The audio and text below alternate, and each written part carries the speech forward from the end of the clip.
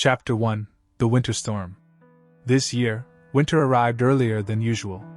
Bitterly cold winds howled through the bare branches of the forest, carrying delicate snowflakes that drifted down onto the wooden rooftops of a small village nestled at the foot of the Carpathian Mountains. Luca pulled his worn sheepskin coat tighter around him, tucking his hands into his pockets for warmth. Despite the freezing weather, he still loved walking in the woods. To Luca, the forest was more than just a place for hunting and foraging. It was a living world, where nature whispered ancient stories. Since childhood, he had listened to his grandfather's tales about the wolves that once roamed these mountains. But now, they had almost disappeared. Recently, rumors spread through the village about a lone wolf wandering near the hunting grounds. The men had begun setting traps and readying their rifles to hunt it down. A lone wolf is more dangerous than a whole pack, Luca's father, Mikhail, had said by the fire the night before. Luca disagreed. Wolves didn't hunt humans, unless they had no other choice. Lost in thought, he suddenly froze. A faint whimper. Holding his breath, he listened carefully. The sound came from a thicket near the frozen stream. Cautiously pushing aside the branches, Luca's heart clenched at the sight before him. A young white wolf lay curled up in the snow, its golden eyes sharp but filled with pain and fear. A steel trap clamped tightly around its front leg, blood seeping into the snow beneath it. Chapter 2: The Rescue. Luca's heart pounded. He couldn't just leave it. But helping it could get him into serious trouble. He crouched down, staring into the wolf's golden eyes. It didn't snarl or snap, just panted weakly. He realized it was too exhausted to resist. "All right. I'll help you," Luca whispered. Carefully, he pried open the iron trap. As it released, the wolf jerked its leg back but immediately collapsed from weakness. It trembled, its gaze still locked onto Luca. If he left it here, it would die. But if he took it back to the village, his father and the hunters would never spare it. He made a decision. He would take it to an old hunting cabin deep in the forest, a place he and his father had used before. Carrying a wolf was no easy task, especially with a snowstorm approaching. But Luca gritted his teeth and pushed forward, determined to reach shelter before nightfall. Chapter 3: The Wounded Companion. At the cabin, Luca gently set the wolf down. It whimpered softly but didn't have the strength to move. He hurried to start a fire, then rummaged through an old first aid kit for bandages. Carefully, he cleaned the wound and wrapped the wolf's injured leg. In the flickering firelight, he could see its thick white fur more clearly. It was beautiful, wild and untamed, but now, it looked fragile and helpless. Luca tore a piece of dried meat and held it out. At first, the wolf only watched, but after a moment, it slowly began to eat. "So you're not afraid of me anymore," Luca smiled. "I'll call you Aska." Aska didn't react, but something in its eyes flickered with curiosity. Chapter 4: A Quiet Bond. In the following days, Luca returned to the cabin regularly to care for Aska. At first, it remained wary, but with each passing day, it grew more accustomed to his presence. Eventually, it stopped backing away when he reached out his hand. One morning, when Luca arrived, Aska stood and gently nudged its head against his palm. "You've accepted me now, huh?" Luca chuckled, stroking its fur. But he knew he couldn't keep this secret forever. Chapter 5: The Hunt. One day, as Luca returned to the village, he overheard his father speaking with the hunters. "We found wolf tracks near the western woods," one man said. "It's still around. We need to catch it before it starts attacking livestock," Mikhail responded. "I'll set more traps near the stream." Luca's stomach tightened. He had to act before it was too late. Chapter 6: The Journey to Freedom. That night, Luca returned to the cabin. He knew Aska couldn't stay any longer. He decided to lead it far away, deeper into the wild, beyond the reach of humans. They traveled through the snow-covered forest under the cover of darkness. Aska walked beside Luca, steady and strong once more. But just as they neared the forest's edge, a group of hunters appeared. "There it is!" A gunshot rang out. Luca instinctively stepped in front of Aska, shouting, Don't shoot! It's not dangerous! The leader of the hunting party was Mikhail. He looked at his son, then at the wolf. A long silence. Then, he sighed and lowered his rifle. Go, he said. Aska gave Luka one last look before vanishing into the night, disappearing into the depths of the forest. Chapter 7: A Call from the Wild. Months later, on a spring night, Luka stood on a cliff, silently gazing into the depths of the forest. Suddenly, a long howl echoed through the wind. Luka smiled. He knew Aska was still out there, and he believed that one day they would meet again. Chapter 8: Footprints in the Snow. Winter had passed, making way for the fresh embrace of spring. Purple crocuses began to bloom across the meadows at the foot of the Carpathian Mountains. Luka continued his daily tasks in the village, helping his father patrol the forest, chopping wood, and sometimes assisting the villagers with their livestock. Though life had returned to normal, he could never forget Aska. Sometimes, when he wandered into the forest, he would stop and listen, hoping to hear that familiar howl in the distance. One morning, as he walked along the stream, something caught his eye: a wolf's footprint pressed into the damp earth. His heart pounded. Aska! The tracks led deeper into the woods. Luka followed them, hope swelling in his chest. But as he continued, he noticed more footprints, not just Aska's, but those of other wolves. A pack? It was good news.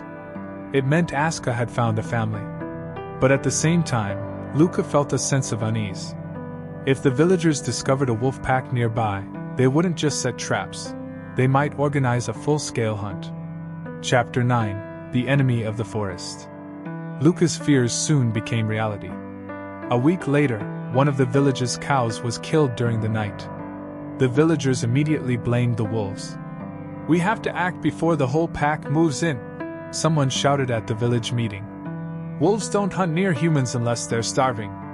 Luka tried to explain, but no one listened.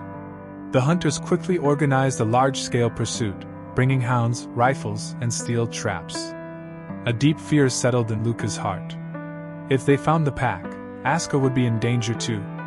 He had to do something. Chapter 10: The Escape. That night, Luka once again slipped out of the village, crossing the meadows to enter the forest.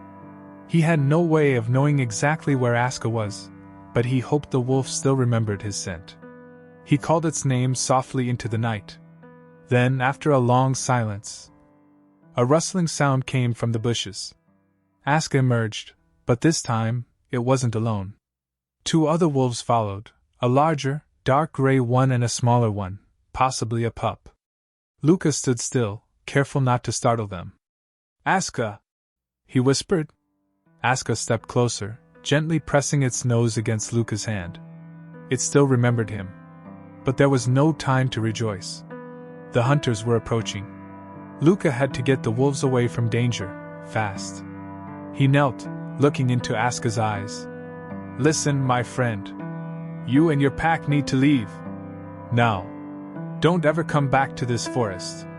As if understanding, Aska let out a low growl, then turned and signaled to the others. Within moments, the three wolves disappeared into the night. Chapter 11: Facing his father. The next morning, Luka returned to the village. But his father was already waiting at the doorstep. "Where were you last night?" Mikhail asked, his voice low but filled with suspicion. Luka knew he couldn't keep it a secret any longer. He told his father everything, about Aska, about saving it, about how it had found a pack, and why he had helped them escape.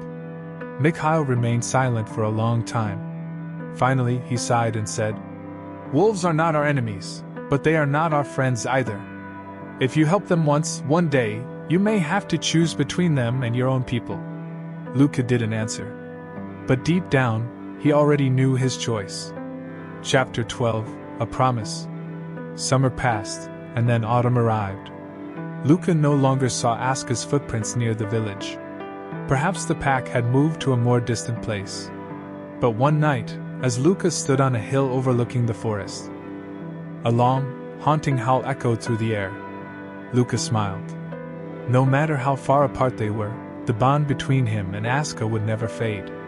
and one day they would meet again. Chapter 13: The Phantom in the Forest. Winter had once again arrived in the Carpathian Mountains.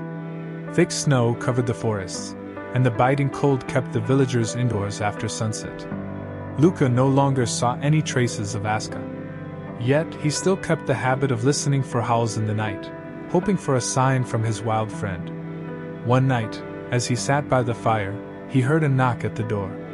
Mikhail stepped inside, his face grave. "There's something strange in the forest." Luca looked at his father, waiting. "Last night, a group of hunters found the carcass of a deer. But it wasn't killed by wolves. The bite marks were massive, and its entire body had been savagely torn apart." Luca shivered. "Not wolves?" "No. We believe it was the Karloff beast." The name sent a chill down Luca's spine. Chapter 14: The Legend of the Elders. Since childhood, Luca had heard stories of the Karloff beast, a monstrous creature roaming the deep forest, larger than a bear, with razor-sharp teeth that could crush bones. The villagers believed it only appeared in winter when food was scarce and darkness ruled the land. Though Luca had always thought it was just a legend, if even the wolves were fleeing, perhaps this was no mere tale. Chapter 15: Aska's Warning. That night Luca couldn't sleep. He stepped outside, gazing up at the snow-covered peaks. And then he heard it. A howl, not an ordinary one, but a cry of alarm. Luca felt the danger immediately. "Aska!" Without hesitation, he grabbed his thickest coat, took his knife, and hurried into the forest. Chapter 16: A Meeting with Death. Luca moved through the frozen forest, following Aska's howl. As he neared a small valley, he saw the wolf pack standing on a rocky ridge, their eyes locked on the darkness below. Luca squinted, peering into the shadows. And then he saw it. A massive black figure, with glowing red eyes. It was nearly the size of a bull, its fur a dark grayish-black, and its claws razor-sharp. The Karloff beast. Luca swallowed hard, fear surging through him. But before he could react, the beast charged. Chapter 17: The Wolves' Battle. Aska growled, and immediately, the entire pack leaped at the beast. Sharp fangs sank into its flesh, but Karloff did not flinch. It swung its claws, sending a small wolf flying. Luca knew the wolves couldn't win alone. He drew his knife, dashed forward, and plunged the blade into the creature's leg. Karloff roared, twisting toward Luca. For a brief moment, Luca locked eyes with its glowing red stare. A gust of freezing wind swept past him, carrying the beast's foul breath. Then, Aska lunged, sinking its fangs into Karloff's throat. Luca rolled to the side, narrowly avoiding its claws. The beast roared in fury, but Aska did not let go. The wolves continued their assault, and finally, Karloff collapsed, panting in the snow. A moment later, it lay still. Aska let out a long, victorious howl. Chapter 18: The Forest's Recognition. Luca gasped for breath, slumping onto the ground. Aska approached, gently licking the wound on Luca's arm. "You saved me again, my friend." Luca smiled faintly, stroking Aska's head. The wolf pack slowly dispersed, but Aska remained, staring at Luca, its golden eyes glowing in the moonlight. Luca felt something deep within him. From now on, he was part of the pack. Not just Aska's friend, but someone the forest had accepted. Chapter 19: A Promise Between Man and Wolf. When Luca returned to the village, he told no one about what had happened. The hunters never found any trace of the Karloff beast, and no one in the village ever saw it again.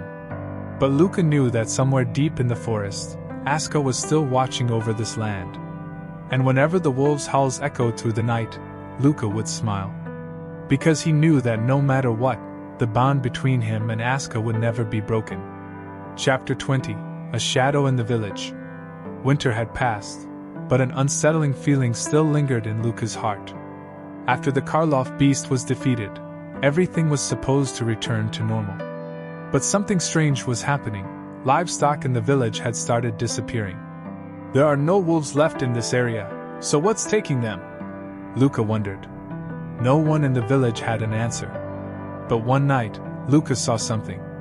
Across the snow-covered fields, a shadowy figure moved silently. He couldn't make out the person's face, but it was clear, this was no wild animal. Someone is poaching, but who? Luca decided to find out. Chapter 21: Encounter with the Mysterious Man. The next morning, Luca followed the footprints of the unknown figure. The tracks led him deep into the forest, to an area he had never ventured before. Then, he saw it, a small wooden cabin, hidden behind towering pine trees. From a distance, Luca spotted a tall man with silver hair, dressed in a worn leather coat. Just as Luca was about to retreat, the man turned his head. "Boy, are you following me?" His voice was deep and raspy, but not threatening. Luca froze, but he forced himself to stay calm. "Who are you? What are you doing in this forest?" The man narrowed his eyes at Luca for a moment before letting out a quiet chuckle. "I am Gregor, a wanderer. And I am doing what your villagers fear to do." "What is that?" Luca asked. Gregor knelt down, pulled a knife from his belt, and drove it into the ground. "Hunting something even more dangerous than Karlov." Chapter 22: Gregor's Secret. Luca couldn't believe what he was hearing. Something more dangerous than Karlov? Gregor looked at him with piercing eyes. "Do you think Karlov was the only monster in these woods?" He led Luca into the cabin, where animal hides were covered in strange drawings, depictions of massive creatures with glowing eyes that pierced through the night. "This forest was once home to many creatures like Karlov," Gregor said. "But now, only one remains. An ancient beast, older than time itself." A chill ran down Luca's spine. "So, what is this creature?" Gregor remained silent for a moment, then muttered, "We call it the Phantom of the Deep Woods." Chapter 23: Traces of the Phantom. Luca left Gregor's cabin with countless questions swirling in his mind. He wasn't sure if he could trust the mysterious man, but if what Gregor said was true, then the forest still harbored something far more terrifying than Karlov. That night, he decided to seek out Aska. After hours of wandering, Luca finally heard the familiar howl. Aska emerged from the darkness, his golden eyes glowing under the moonlight. Luca knelt down, running his hand over Aska's thick fur. "My friend, have you seen anything in the forest?" Aska didn't respond immediately. Then, he turned his head toward the distant mountains. Luca understood. If Aska was no longer in this part of the forest, if he had moved farther away, then perhaps he was running from something too. Chapter 24: The Final Battle. Luca decided to return to Gregor's cabin. But when he arrived, he found only devastation. The door was smashed open, furniture overturned, and blood stained the ground. There was no sign of Gregor. A deep sense of unease filled Luca. Then, he heard something moving in the forest. A massive shadow emerged between the trees, its crimson eyes burning like fire. The Phantom of the Deep Woods. It wasn't like Karlov.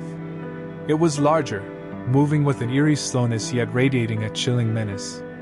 Luca swallowed hard. He knew he couldn't fight it alone. "Aska!"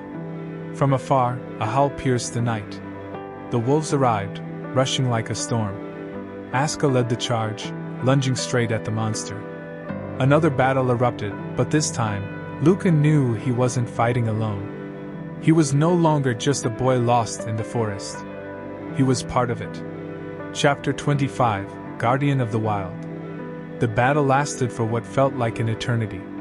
No one knew what truly happened to the Phantom of the Deep Woods. Perhaps it had been slain. Or perhaps it had simply retreated, returning to the deepest part of the wilderness, waiting for its time to rise again. But Luca was no longer afraid. He was no longer the boy who hid indoors when the winter storms came. He had changed. And from that day on, he would be the forest's guardian, alongside Aska, his wild companion. Under the moonlight, Luca stood atop a rocky cliff, listening to the wolves' howls echo through the night. A smile formed on his lips, because he knew this was only the beginning of his adventure. Chapter 26: Gregor's Clue. After the battle with the Phantom of the Deep Forest, Luca returned to Gregor's ruined hut. Though the mysterious man had vanished, Luca believed he had left behind some kind of clue.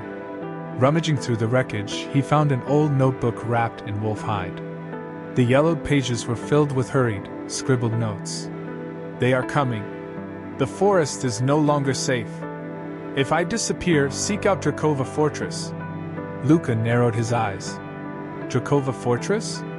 He had never heard of this place, yet the name sent a chill down his spine. He knew he had to uncover the truth. Chapter 27: The Journey to Drakova Fortress. Luca prepared for the journey. He packed a sharp knife, a small leather pouch of dried food, and a thick cloak. Aska walked beside him, sensing the danger that lay ahead. After 2 days of trekking through dense forests, Luca and Aska finally caught sight of the ruins of Drakova Fortress. A crumbling castle, swallowed by trees in the heart of the deep woods. But as they approached, Aska froze.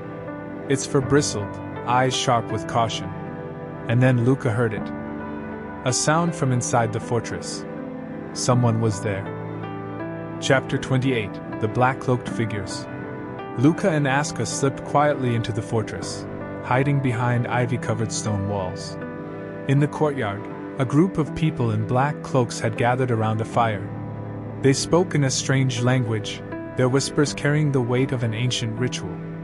On the ground, Luca saw piles of animal bones. And at the center, a map made of beast hide. A single mark stood out on the map, deep within the Carpathian forest. "They're searching for something." But before Luca could retreat, a cold hand clamped tightly around him from behind.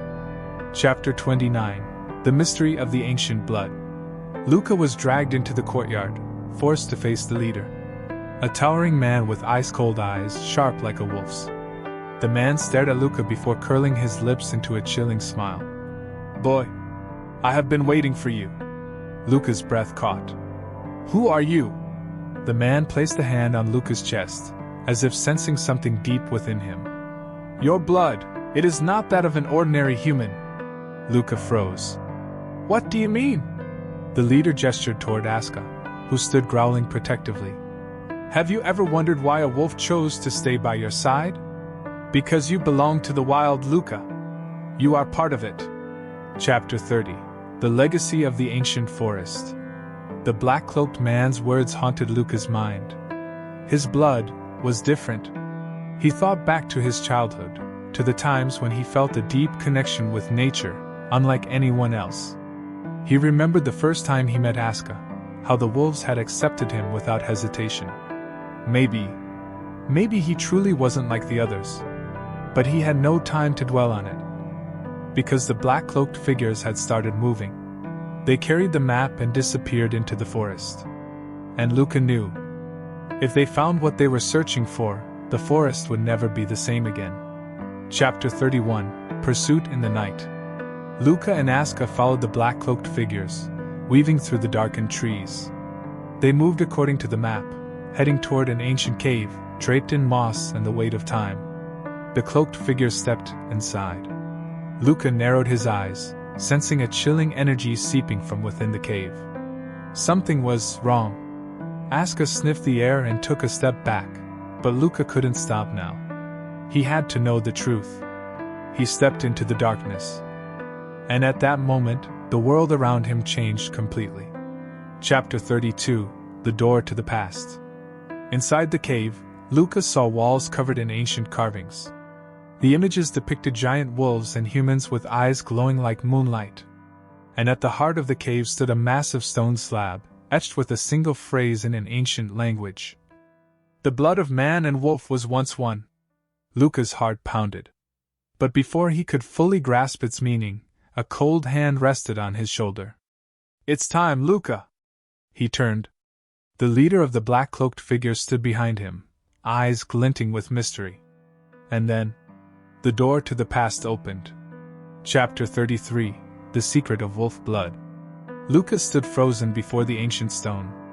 The carved words whispered a forgotten story, yet somehow, it felt familiar. "The blood of man and wolf was once one."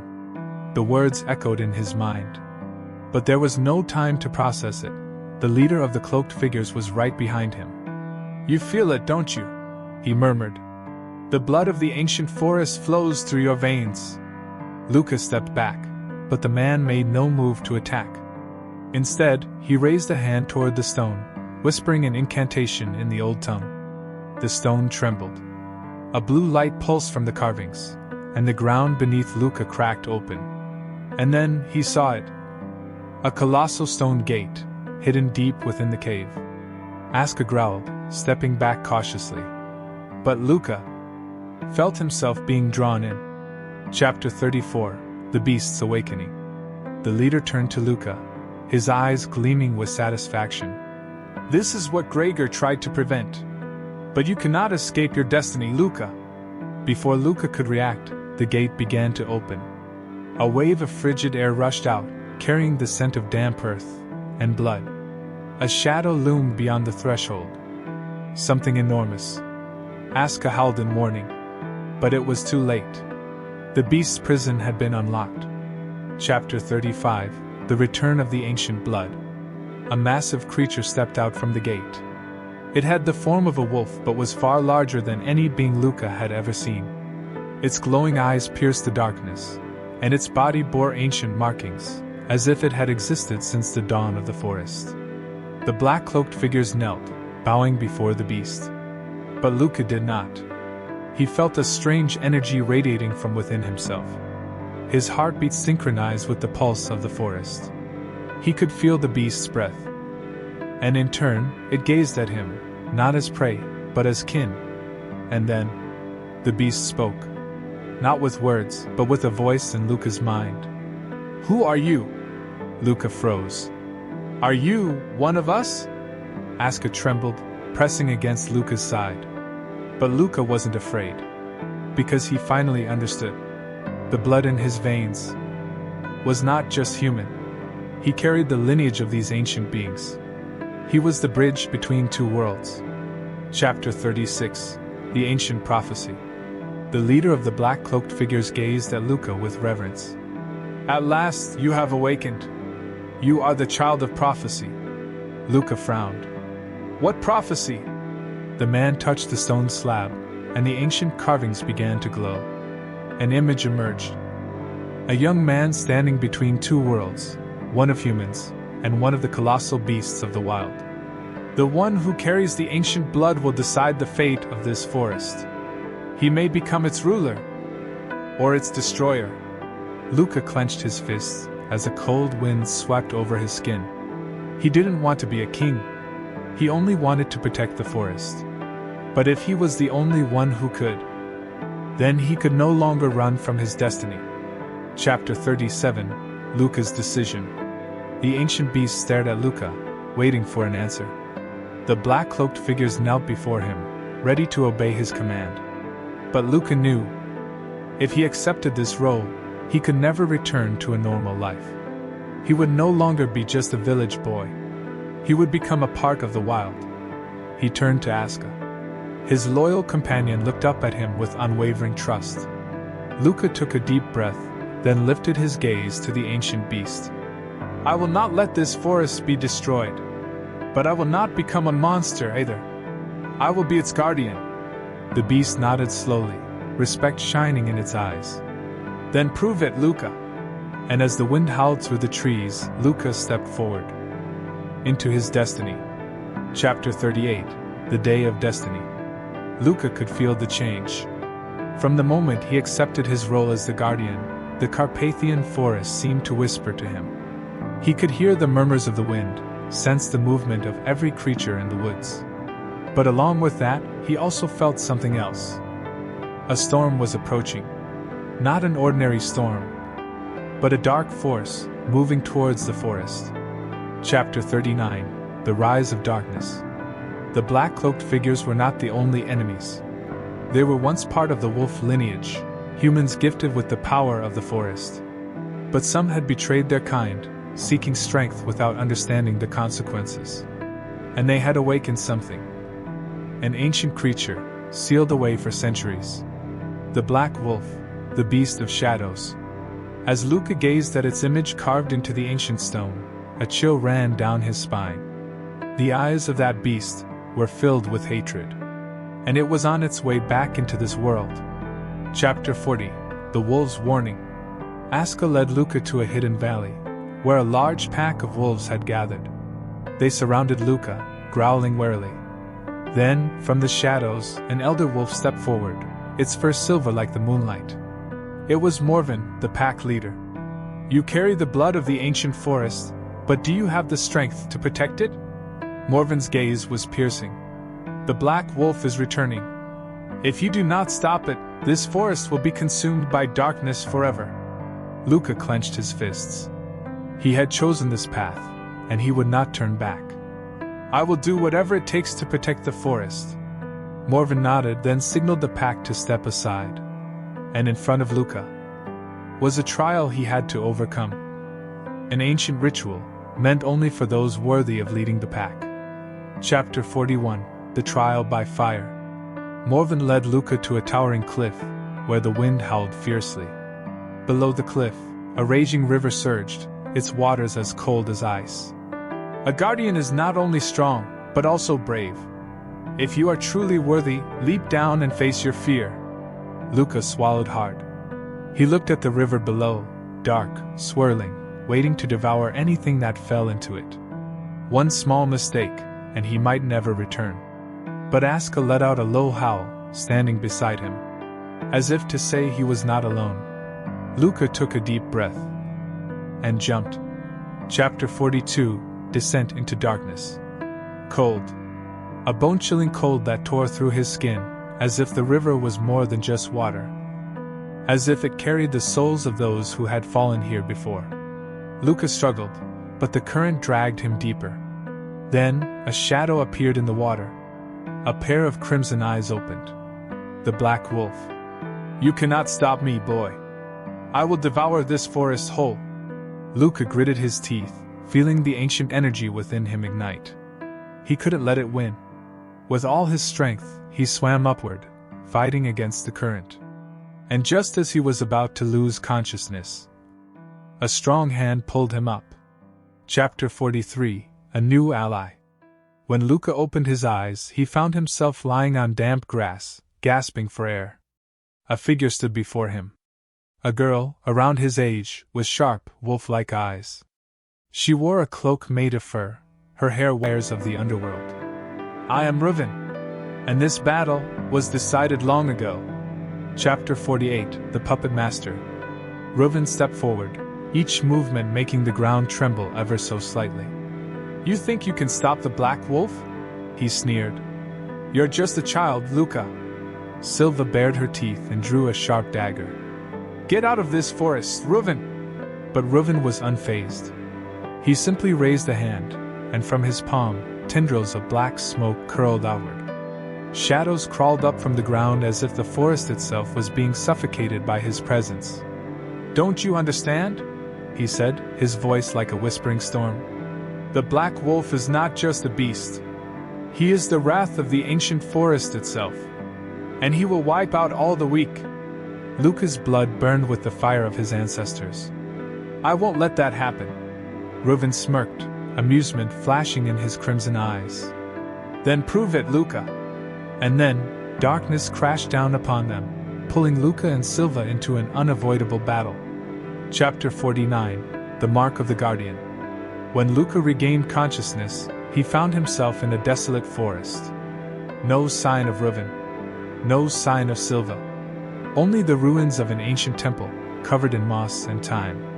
And at the heart of the ruins, a massive stone statue of a wolf. Luca approached, his heartbeat syncing with the rhythm of the forest itself. He reached out and touched the statue. At that moment, a surge of green light burst forth, engulfing him. When the light faded, Luca looked down at his arm. A glowing mark had appeared. The symbol of a wolf with burning eyes. "The Guardian's mark," Luca whispered. He had been chosen. But that also meant he had to face the final trial. Because in the distance, deep within the cursed forest, the Black Wolf had awakened. Chapter 50. The Awakening of the Black Wolf. Luca felt it before he saw it. A chilling wind swept through the forest, carrying the thick metallic scent of blood. From a distance, beyond the fallen trees, a massive figure emerged. The Black Wolf. It was unlike anything Luca had ever seen. Larger than a bear, its jet black fur rippled like living darkness, and its eyes burned like twin suns. Each step it took made the ground tremble, and from its maw, thick black smoke billowed like the flames of the underworld. At last, the Guardian appears. Its voice echoed inside Luca's mind, like a growl from ancient times. But you are just a child. You cannot stop me. Chapter 51. The battle begins. Luca did not answer. He could feel the blood of his ancestors boiling within him. The mark on his arm flared to life, and instantly he felt the power of the forest surge through his body. Let's see who's stronger, Luca replied, clenching his fists. The Black Wolf roared and lunged. But Luca didn't stand still. He leaped, dodging the attack by mere inches, landing on a massive rock. Aska charged from the side, sinking its fangs into the Black Wolf's leg, but the beast effortlessly flung it away. Silva appeared from behind, hurling a silver blade, but the Black Wolf deflected it with a swipe of its claws. Luca sprang forward, delivering a punch so powerful that the air itself seemed to shake. His fist connected with the Black Wolf's face, forcing it back a few steps. But it only growled, its burning eyes filled with fury. Impressive, it snarled. But you cannot kill me. And in that moment, darkness poured from its body, swallowing the entire forest. Chapter 52. Reuven's Secret. As the thick darkness engulfed the forest, Luca felt his mind spiral. He heard whispers, voices carried from a distant past. And then he saw it. A vision from hundreds of years ago. A young man, his gaze fierce, standing against the Black Wolf. It was none other than Reuven. But back then, he wasn't the villain. He was the previous guardian. Luca froze. Reuven had once been the protector of the forest. But he had failed to seal the Black Wolf. Instead, he had chosen to absorb its power, transforming himself into a creature of darkness. Only to lose control, becoming part of the very monster he had sworn to destroy. Now you understand, Reuven's voice echoed. He stepped out from the shadows, his crimson eyes gleaming. I was never a traitor. I was just a failure. And now, you must make your own choice. Chapter 53. Luca's Choice. Luca clenched his fists. The Black Wolf stood before him, waiting for him to deliver the final blow. But now Luca understood. The Black Wolf could not be killed. It was the forest's shadow, a primordial force that had existed for millennia. I cannot destroy you, Luca said. But I can balance you. As soon as he spoke, the mark on his arm shone brightly, casting a green light across the forest. He did not fight the darkness. He accepted it as part of the ancient wilderness. The Black Wolf howled, its body trembling as Luca's light enveloped it.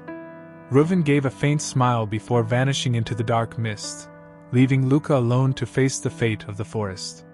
Chapter 54. A New Dawn. When Luca opened his eyes, the forest had changed. The darkness no longer consumed it. Instead, it had become part of the light. The cursed wolves had returned to their natural forms, the sky brightened, and birdsong echoed once more. Luca stood in the heart of the forest, feeling its breath, its pulse. He had not slain the Black Wolf. He had brought balance. Silva approached, eyes filled with wonder. You actually did it. Aska nudged Luca's hand.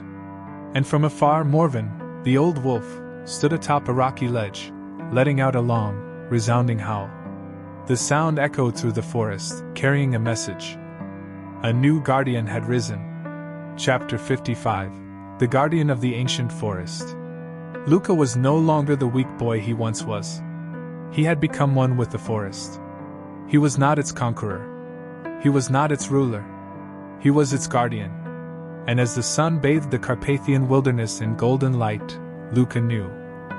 He had finally found where he belonged.